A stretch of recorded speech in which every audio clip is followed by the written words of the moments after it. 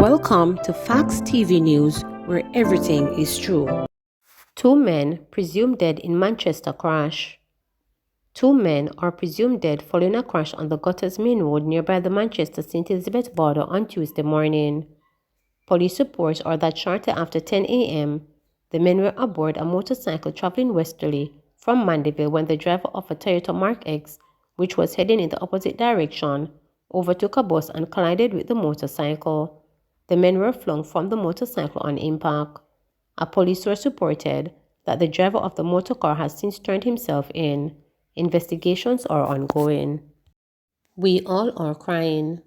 Staff and students of Buff Bay High School in Western Portland are mourning the loss of Nicholas Barnes, a grade 12 student who collapsed and died at the school just over a week ago. Barnes was at training when he collapsed. He was taken to a clinic where he was pronounced dead. The school was in a somber mood when reporters visited the school days after the incident. School officials said students and staffs have been receiving grief counseling. Principal Sandra Buchanan forced back tears as she spoke with reporters. The school community has been really traumatized since the tragedy. From Monday afternoon, pure tears. You can imagine the VP, who happens to be the head coach, who had to take the young man down to the clinic. I was at the Ministry of Education regional office. When I rushed back down, he was in the back of the car. That's where the doctors pronounced him dead. His mother came and you can imagine the screams. Then the other athletes came because they were at training and they had to lock the gate at the hospital. It was so traumatic. I cried like a baby, said Buchanan. We have never experienced this before at our school. The trauma team came from the region office on Tuesday. They had sessions with the students and teachers trying to help us to cope with the whole thing. The support was there as pastors from the Independent Baptist Church came and did devotions with us. His mother came by in the afternoon trying to bring some closure, and we all broke down again. It has not been easy. We all are crying, teachers and students, but we still have to go on with school. As we have been out so long, we are taking it one step at a time, added Buchanan. She noted that the coach was not at school when reporters visited, as he was struggling to deal with the tragedy. He is not taking it easy and seems to be taking full responsibility and taking too much on himself. They went to Camperdown Classic on Saturday and came back okay. They were just having a regular training session on Monday, nothing strenuous, and he just collapsed. This young man was healthy. He did his medical, and he did everything and passed everything with flying colors. Nicholas was such a very nice young man. He was mannerly. He was a pleasant, loving young man. He came here in either third or fourth form from America. He was living his father in the USA, and his mother wanted him to finish school here and go back. He was supposed to be going back this summer, and this tragedy happened. The family is not taking it very well, and the school is in full support of the family. The mother and her smaller son were here yesterday as she came and picked up his shoe and other things he had changed off from the training, and his stuff was still here. We are taking it one day at a time.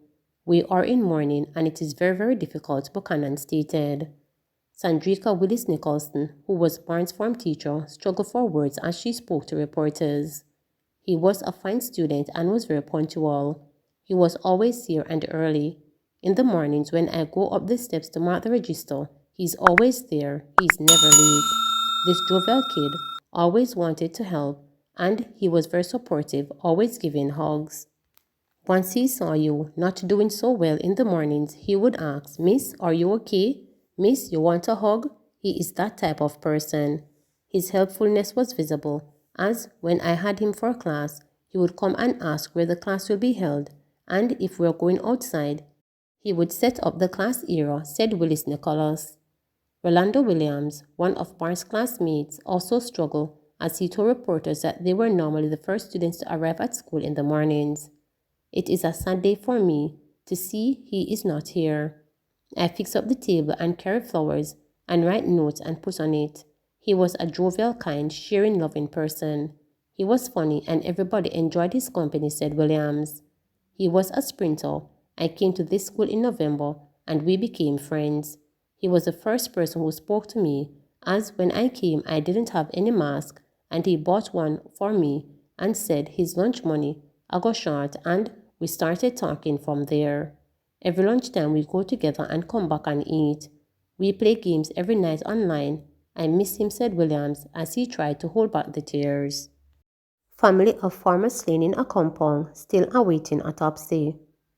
The relatives of 53-year-old Lloyd Davis, the Bethlehem St. Elizabeth farmer who was shot dead, allegedly by an off-duty officer in a compound on January 6, are growing frustrated that the post-mortem has not yet been conducted. Almost 2 months later, Davis's niece shared with the family will be presuming compensation for the loss of their loved one. We are very frustrated and we don't have no money. We are eager and we are awaiting on justice. We need that. Indicom Independent Commission of Investigation has been in touch with us, and at this point we are working with Indicom, the niece who requested not to be name reported. At least 5 other people, including 2 children, were shot and injured in the incident, which followed an alleged physical confrontation between Davis and the policeman outside a party. The incident spoiled for a compound what was shaping up to be a successful staging of the Maroon celebrations, observed annually on January 6, according to attendees. The celebrations took place despite attempts by the government to encourage Jamaicans not to attend the event, which had not received approval. Regarding the matter, Indicom Commissioner Hugh Fartner said several surveillance statements have been collected and exhibits have been sent to the government laboratory. That case is in full progress, Fartner said at the Indicom press conference on Thursday. Moreover, Deputy Commissioner of Indicom, Hamish Campbell, said that the post-mortem is a critical element in the investigations and Indicom awaits completion of that process. The officer concerned has been interviewed as a witness. Witness statements have been taken, but there is an absence of other witnesses other than those who were injured. The children and others only were able to report what they received a gunshot injury, but it was difficult to determine how they received it or who shot them. That inquiry is continuing, Campbell stated. JDF crime-fighting resources strengthened.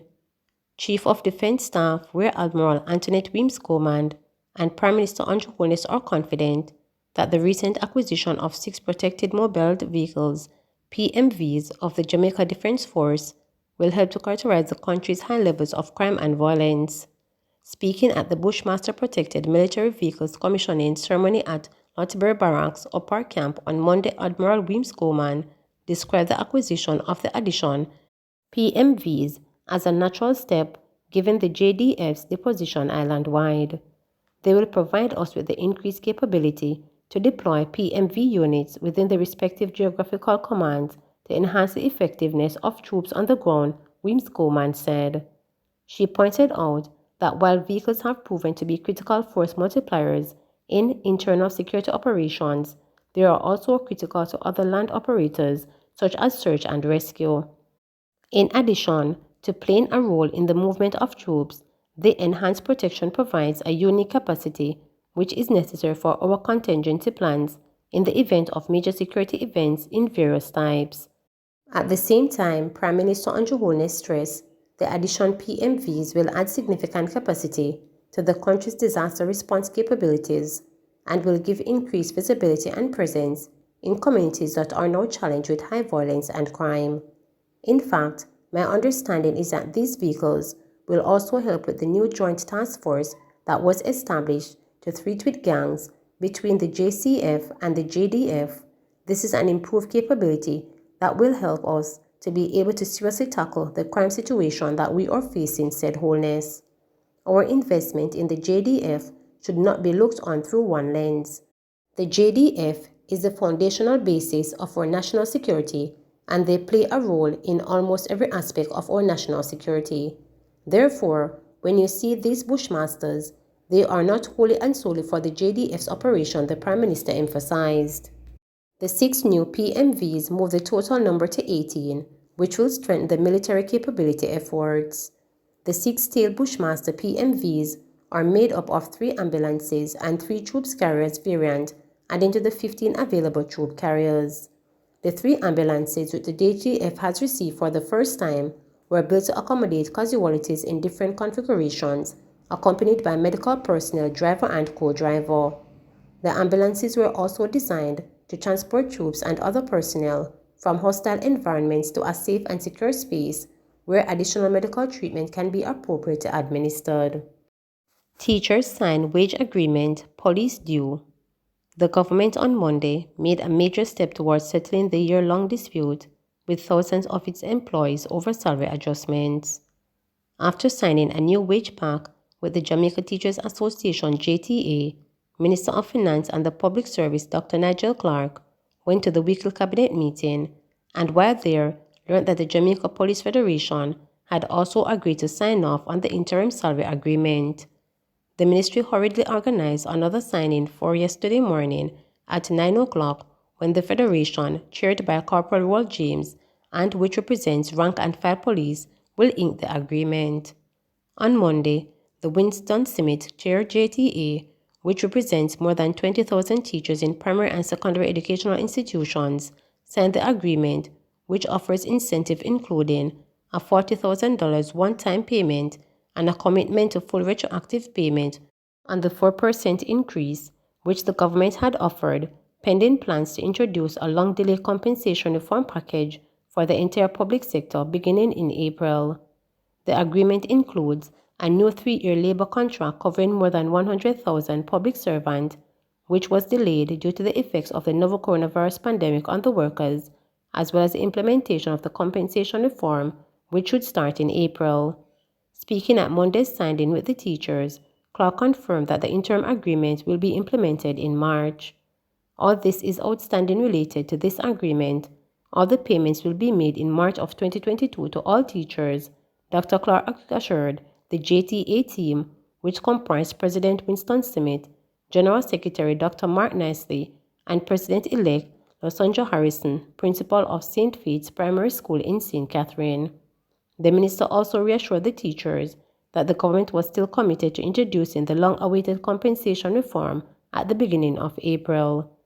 We are pleased that we have been able to reach an accommodation with the JTA with the understanding that we are in a pandemic, still emerging from it, and we plan in the next fiscal year to begin the implementation of the restructuring of public sector compensation, he noted. The next fiscal year begins on April 1. Jamaica is one of few countries, certainly in this region, that has offered increases in salaries for 2020 and 2021 in the midst of the pandemic, and there are many countries in our region here, and this would have been in the press, where they had difficulty even paying current bills, let alone offer increases. So we have to be thankful for that as well, he stated. He noted that some countries have benefited from a great degree of social coherence and social solidarity and will emerge from the pandemic stronger. I am grateful that Jamaica is one such country where social coherence and social solidarity across the country are such that we can come around a table and arrive at a common ground, he added. Smith responded that the teachers have always and will always put the interests of the country to the forefront of all we do. However, he said notwithstanding that, the teachers are human beings who must exist within the economic framework within which the country operates. And therefore, Minister, we are expecting that as we move beyond this point that our deliberations, our discussions and of course compensation will be made aligned with what the fiscal reality of the country are as it relates to our salary and compensation, as it relates to inflation rates and of course the opportunity of sustainability within the profession, he said. Smith also pointed out that had it not been for the approval of the JTA delegates, we would not be having this signed in here today. Please remember to subscribe, like, share, and click the notification bell for daily updates.